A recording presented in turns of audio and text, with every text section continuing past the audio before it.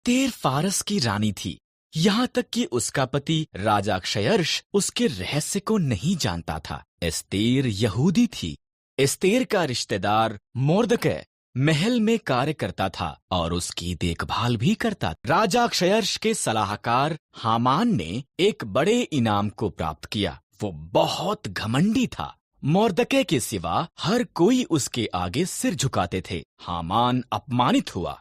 उसने मोर्दकै और सभी यहूदियों को मारने की प्रतिज्ञा। हामान ने क्षयर्ष को बताया कि यहूदी खतरनाक थे और उन्हें मारना चाहिए। क्षयर्ष सहमत हो गया और उन्हें मारने की एक योजना बनाई। मोर्दकै डर गया था और रानी एस्तेर को ये संदेश भेज, राजा के मन को बदल।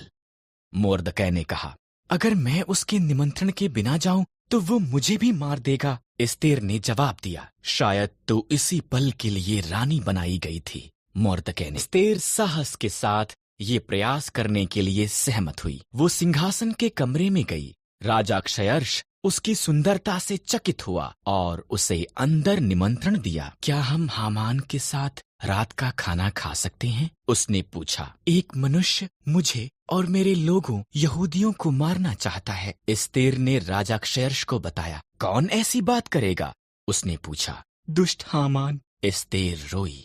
हामान? सिपाहियों, उसे मार दो। हामान उसके पिछले आंगन में एक बड़े खंभे का निर्माण कर रहा था। उसने इस पर मोर्दकै को मारने की योजना बनाई थी। तब राजा का निमंत्रण आया, इसलिए हामान रात के खाने के लिए महल में गया। इस तरह हामान उसी खंभे पर टांग दिया गया जो उसने मोर्दकै के लिए निर्माण किया था। एस्तेर के कारण यहूदी बचाए गए थे। उन्होंने एक